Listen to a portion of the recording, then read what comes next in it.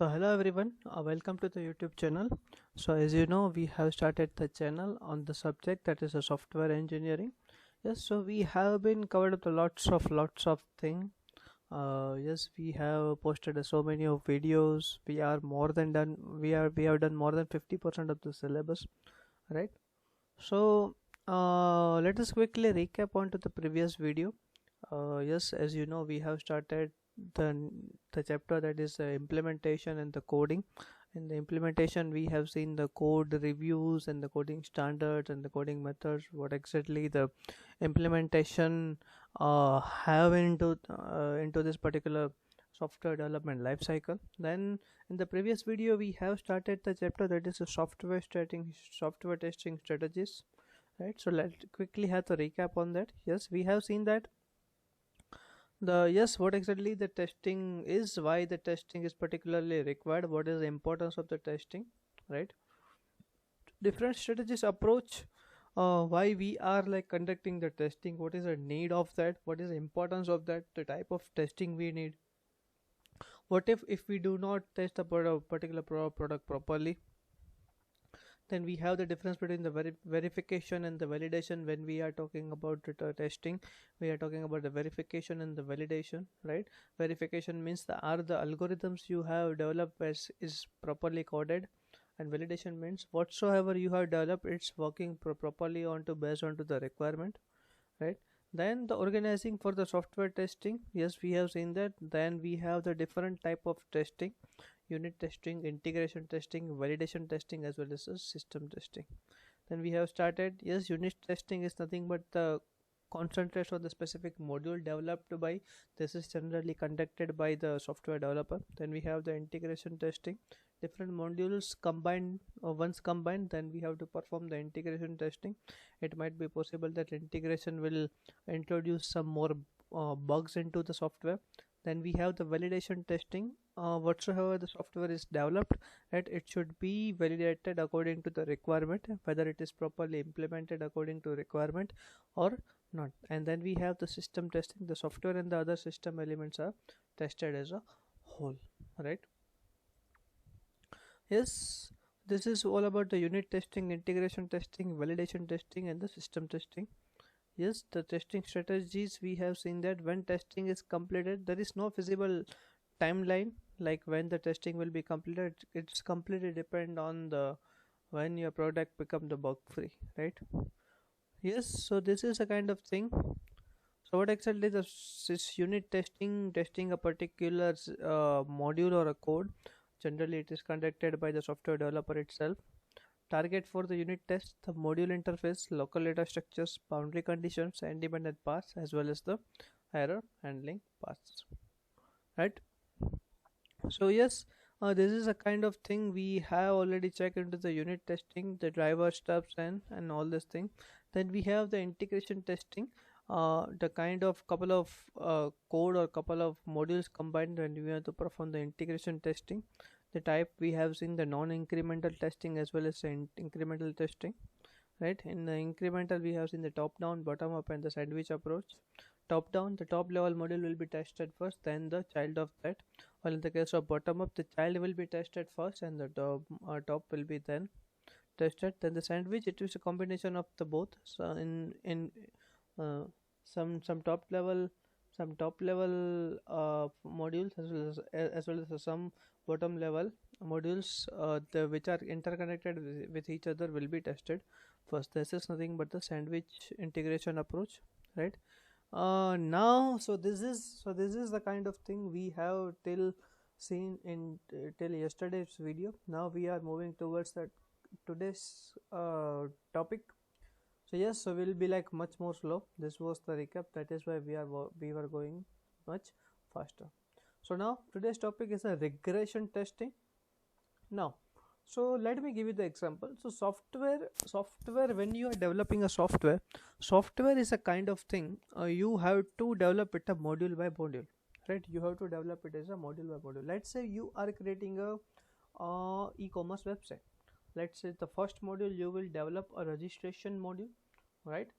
You will develop a registration module. First of all, once the user successfully register, you have to provide another module, the login module. Once the user is successfully registered, you will providing the login module to log into the particular system, right? So now in here the once you have done the registration module, you will be doing the testing. Then you will have the login module, then you will be doing the testing.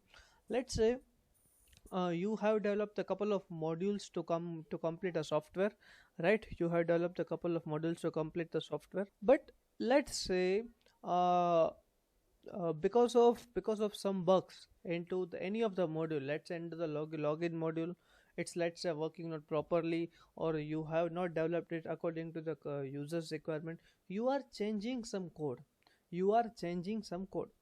See, first of all, you have developed all the modules, you have done the proper testing, you have done the unit testing, you have done the integration testing, you have done the system testing, you have done the proper testing on that. This is the final thing, right? But let's say when you are doing a testing, you are finding the some of the bugs into the login module, or in the registration module, or in the payment module. Are you getting my point? Or let's say what you have developed, it is not meeting the end user's requirement. So what you are doing to fixing that bug, you are obviously, the developer will have to look into the code and have to change the code. Like in this particular area, the code is not working properly. In this particular area, the code is not working properly, right? So this is a kind of thing we have to taken care. This is a kind of thing. So in the regression testing, what regression testing is that, regression testing is saying that you already have tested the whole software, you already have tested the small software, you found the bug in a login module, so you have changed the code. So it might be possible that changing a one line of code, it may affect the other software components, it might affect the other software components. So what you need to do exactly, you have to perform the whole testing again. Again. Let's say, so basically, to perform a testing, you have the test cases. As we have earlier discussed, you have the test cases. Let's say you have the 1000 test cases to complete a whole software testing, to testing a particular whole software, right? Now what regression testing is saying, when you have executed the 1000 test cases, you found a particular bug into the login module. Now you are changing the code. It might be possible that that particular changing the code will affect the functionality of the another module. So what you have to do exactly, you have to test the whole software again, you have to test whole 1000 test cases again, but you don't have that time, right? So what exactly the regression testing is saying, that uh, take the random test cases from each and every component. Let's say the login module, you have the 100 test cases. Rather than picking up all the 100 cases, pick up the 30-40 that are most important, that is covering all the things. Yes, that is covering almost the main functionality, right? Similarly for the registration module, similarly for the payment module. So out of the 1000 cases of the to test the whole product, you are choosing a 400 test cases. After testing a 400 test cases, you will be more sure that now, after the changing the code, after fixing the code, this particular software will work properly. So this is the kind of thing the regression testing is saying. Now let us learn the line, read the line. Each new addition or change to the baseline. See what it is saying exactly.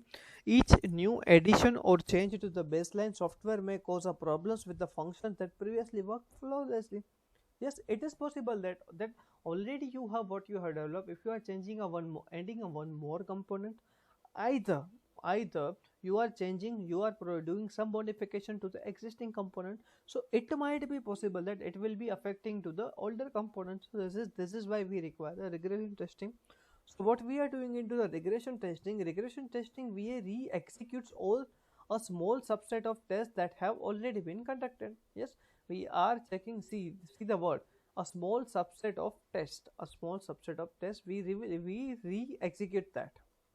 Yes, so that ensures that the changes have not propagated unintended side effects, helps to ensure that the changes do not introduce unintended behavior, or the additional errors may be done manually or through the use of the automated capture playback tools. Yes. Now the regression test suite contains the three different classes of the test cases. First, the representative sample of the test, additional tests that focus on the software functions, and the tests that focus on the actual software components that have been changed. Yes, so this has to be taken care. While you are designing a regression test, you have to divide your test cases into three classes. The first class will have the representative sample of the test that will exercise all the software function. You have to choose all the test cases so that all the software functions should be tested. First thing. The second thing is that the additional tests that focus on the software functions that are likely to be affected by the change. Now you have to change the particular test cases of that function that likely to be affected because of the what you are changing to your software. Then you have the tests that focus on the actual software component that have been changed. Yes, exactly what you are changing, you have to provide the test cases for that also. Right. So this is the kind of thing you have to take care while designing the regression testing. Right. Now we have the next type of testing, that is a smoke testing. So what exactly the smoke testing? The smoke test is taken from the word from the hardware. Like power is when your power is applied and the technician checks for the sparks. So this is a kind of sparks, smoke or other dramatic signs of fundamental failure. Right. So this is a kind of the word taken from the smoke. Now in the case of software designed as a pacing mechanism for time critical projects, allows the software team to assess its projects on the frequent basis. So this includes the software is compiled and linked to the build. So how exactly this testing will work? The software is compiled and linked to the build. A series of breach tests is designed to expose the error that will keep the build from properly performing its function. A series of tests is designed to expose the errors that will keep the build from properly performing its functions. The build is integrated with the other builds. The entire product is smoke tested daily. So this is a kind of thing the smoke testing will work. Like when you are building a particular software, when you find a bug, so this will be resolved and it move further, right? Yes, then we have a different kind of software testing strategies that we have already seen, that the drivers, the stuffs already we have used that. Yes. Now we are working on that, the software testing strategies for the object oriented software. Software testing strategies for the object oriented software. So what we are talking about when we are talking about the object oriented programming, when we are talking about the classes, so how you will be performing the class testing using the testing strategies. So with the object oriented software, you can no longer test a single operation in isolation. Traditional top-down or a bottom-up integration testing has a little meaning. Class testing for object-oriented software is the equivalent of unit testing for the conventional software. So you have to properly test your class, its methods and the behaviors and its works. So you can use either the drivers that we have discussed and the stuffs that we can discuss. This is a kind of softwares you can use to test the particular class and the methods working, right? Then we have the test strategies. So these are the two different approaches for the object oriented testing strategies. First one is a thread based and the second one is a user based. In the thread based testing, integrates the sets of classes required to respond to one input or event for the system. Each thread is integrated and tested individually. So testing each and every class, we will create a separate thread. That the separate thread will be testing the each class. Then we have the user based testing. We will first test the independent class that use very few if any server classes. Then the next layer of classes called the independent classes are integrated. So this is the kind of thing. First we will test the first class and then we will test the another class which are dependent on this particular class. While in the case of thread based, we have the separate thread to test the individual class, right? Now we have the validation testing. So what exactly the validation testing is saying?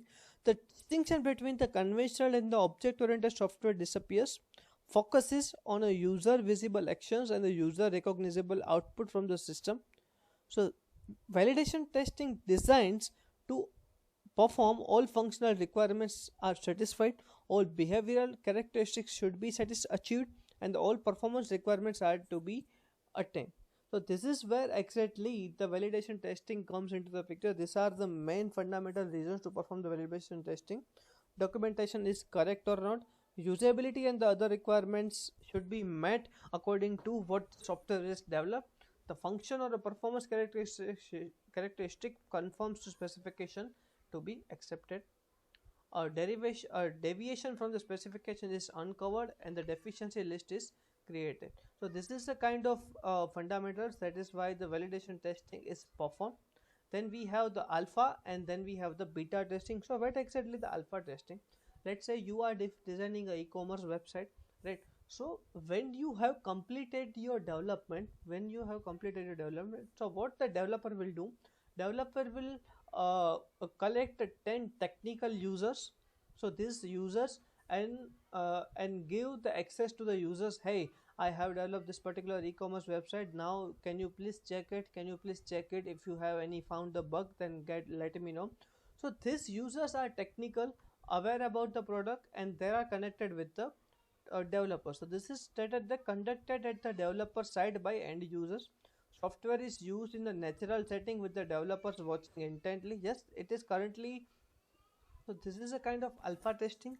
While in the case of beta testing, the developer will have the more number of users, around 30, 40 or 50 users.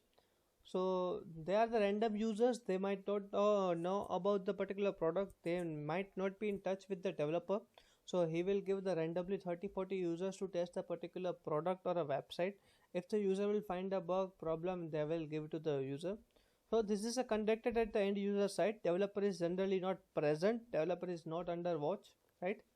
It serves a live application of the software in an environment that cannot be controlled by the developer, right? The end user records all the problems that are encountered and reports this to the developers at regular intervals. Yes, so this is the kind of thing alpha and beta testing. So alpha testing, we have the less number of users to testing the product. They are directly connected with the developer. They are under the watch of the developer. Developer is connected. While in the case of beta testing more number of users. The users will be random, 30, 40, 50 users, right? The developer is not watching the problem, watching the website, or it's not connected with the users who are testing the particular website or a software. Users report now the developer will collect the bug from the users and report to the developer team to resolve the bugs, right? Now, after the beta testing is complete, the software engineers make software modification and prepare for release of the software product to the entire customer. So once the alpha and the beta testing will be completed, now it's time to launch your product, launch your website into the market to the number of users. Now you say that now so many of users, thousands, 100 lakhs or crore users, it's open for all to use the product. So this is how much the importance of a particular testing is. Let's consider that if you are not doing alpha testing, if you are not doing beta testing or any proper testing, you are launching your product into the market. See the scenario. Your customers are, let's say, coming to your website ordering something, but payment is not working, add to cart is not working. So just consider that the image of your brand, the image of your product, how's that? It will not work, right? So this is a kind of thing you have to take on care, right? Then yes, finally we have the system testing. The system testing converts different types of testing. So system testing is seen as a whole testing. Once the software is developed, it is seen as a whole software. Now the testing is performed. The different kind of testing, like recovery testing. So this kind of testing is the test for the recovery from the system faults. If the system has fault, it's a failure, so we have to test it again. When it restart, forces the software to fail in a variety of ways. So it's like we are trying to fail the software at any cost. Like we are finding a ways to like dump the software or fail the software and just find that particular breakpoint. Yes, so test the reinitialization, checkpointing mechanism, data recovery, and the restart for the correctness. Then we have the security testing that verifies that protection mechanism built into the system will in fact protect it from the improper access. Then we have the stress testing that execute a system in a manner that demands a resource in abnormal quality, frequency, or volume. Then we have the performance testing in which the test the runtime performance of the software within the context of an integrated system.